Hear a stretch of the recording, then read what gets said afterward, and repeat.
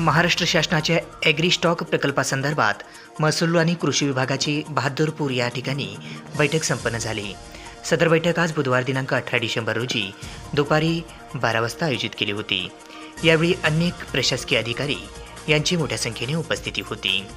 याच दरम्यान केंद्र सरकारने देशातील सर्व शेतकऱ्यांना आधार कार्डच्या धर्तीवर ॲग्री स्टॉक म्हणजे शेती असल्याचा युनिक फार्मर ID नंबर देण्याचा निर्णय घेतला आहे।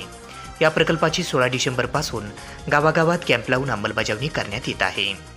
त्याचाच एक भाग म्हणून बीडचे जिल्हाधिकारी प्रभारी श्रीकृष्ण पांचाळ, निवासी उपजिल्हाधिकारी शिवकुमार स्वामी तसेच बीडच्या उपविभागीय अधिकारी कविता जाधव यांच्या मार्गदर्शनाखाली बीड तालुक्यातील बहादूरपूर या ठिकाणी आज बुधवार दिनांक 18 डिसेंबर रोजी तहसीलदार चंद्रकांत शेळके यांच्या अध्यक्षतेखाली कॅम्प बैठकीचे आयोजन करण्यात आले होते।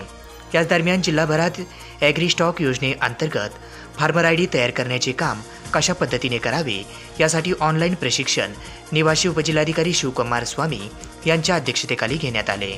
या प्रशिक्षणात कृषी विभागाचे वरिष्ठ अधिकारी, तालुका कृषी अधिकारी, गट विकास अधिकारी, जिल्ह्यातील सर्व तहसीलदार, संबंधित नायब तहसीलदार, मास्टर ट्रेनर व निवडक ग्राम महसूल अधिकारी यांना हे प्रशिक्षण देण्यात आले।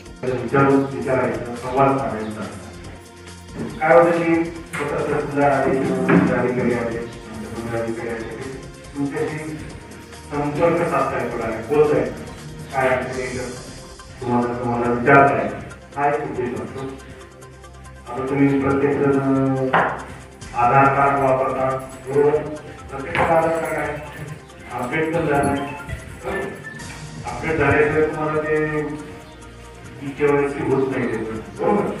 आज आपण मौजे बहादूरपूर येथे उपस्थित झालेला आहे। उपस्थित होण्यामागचा आपला मुख्य उद्देश ॲग्री स्टॅक हा आहे। ॲग्री स्टॅक काय आहे तर आपला जो फार्मर ID आहे, आपण शेतकरी आहे तर शेतकरी असल्याचा जो ID आपण तयार करणार आहोत तर त्याचा कॅम्प आयोजित केलेला आहे आणि त्याचा आजपासून आपण शुभारंभ करत आहोत।